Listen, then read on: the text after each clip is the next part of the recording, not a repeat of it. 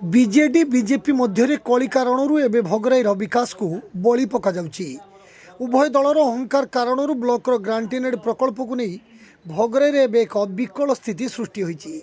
जहां नहीं आज भोगराई कांग्रेस पक्षर एक सांबादिक सम्मेलन कर घटना को दृढ़ निंदा करा सहित उभय पक्षर दि जाइथिबा प्रकल्प तालिका को वीडियो सार्वजनिक करंतु बोली दाबी करा जाइछि। भोगराई ब्लॉक कांग्रेस कार्यालय में आयोजित सांबादिक सम्मेलन में ब्लॉक कांग्रेस कार्यकारी सभापति प्रदीप कुमार नायक सभापतित्व करते बेले एथिरे भोगराई कांग्रेस नेता सत्यशिव दास जोगदे उभय बीजेडी और बीजेपी मध्य कली जोगु ग्रांटीनेड द्वारा हेबाकु थिबा भोगराई ब्लॉकर विभिन्न प्रकल्प एवं अटकी रहिथिबा कहिथिले। एपरिक भोगराईर विकास को बलि दे निजर अहंकार और राजनैतिक उद्देश्य को सफल करने को उभय दल एभली हीन षड्यंत्र रचुंट बोली श्री दास अभियोग करथिले। एसहित राज्यर सर्वबृहत ब्लॉक भोगराई गत 5 मास धरी बीडीओ पदवी खाली पड़ा एपरिक अन्यत्र बदली होइथिबा तहसीलदार एवं बीडीओ दायित्व रहिबा नहीं भोगराई विधायक एवं शासक बीजेपी सांसद भोगराईवासी को कौन संतोषजनक उत्तर देवार अक्षम बोली श्री दास अभियोग करथिले। तेणु ग्रांटीनेड जीआईए प्रकल्प तालिका को सार्वजनिक करने भोगराई ब्लॉक स्थायी बीडीओ एवं तहसीलदार को नियुक्ति देवा सहित शासनर अहंकार को छाड़ी उभय बीजेडी एवं बीजेपी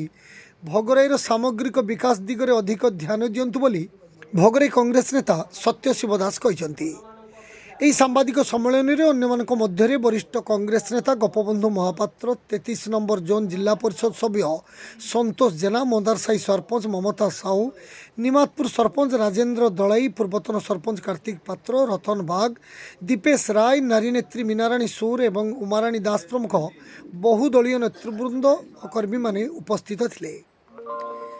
बालेश्वर जिला भोगराई स्वरित स्वप्न पंडा रिपोर्ट जीटीवी ओडिया। सांबादिक सम्मेलन मुख्य उद्देश्य होची ग्रांटीन एड बा जीआईए रे जो प्रकल्प तालिका प्रस्तुत होता ताकू नहीं बीजेडी बीजेपी मध्य जो कली ता भोगराई विकास को बलि पकई दिया तार तीव्र निंदा करुची कांग्रेस एवं जीआईए प्रकल्प को उभय बीजेडी और बीजेपी भितर सीमित न रखी ताकू सार्वजनिक कर दिया जाऊ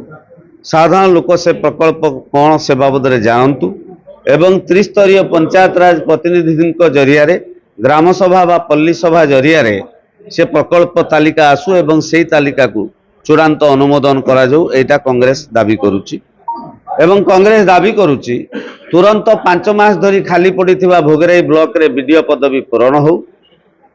एवं किछि मास धरिक तहसीलदार बदली होईची मात्र नुआ तहसीलदार जोग दे नांती बा पुराना तहसीलदार बदली बातिल है नहीं जहाँ फल उभय ब्लॉक एवं तहसील प्रशासन त्रिशंकु अवस्था अच्छी तुरंत तहसीलदार एवं बीडीओ नियुक्ति हो करा जाऊ कारण भोगराई होची राज्यर सर्वबृहत ब्लॉक एवं सबुठारु स्पर्शकातर प्रसंग होची जे भोगराई विधायक निज सांविधानिक पदमर्यादा को आदौ हानि करंतु नहीं विधायक जाइकी बीडीओ निकट में स्मारक पत्र दवा निज पदमर्यादा को असम्मानित केवल करा जाई नहीं भोगराई वासी सम्मान स्वाभिमान प्रति उपहास करा जाइछि जहां को कांग्रेस दल दृढ़ निंदा करुछि।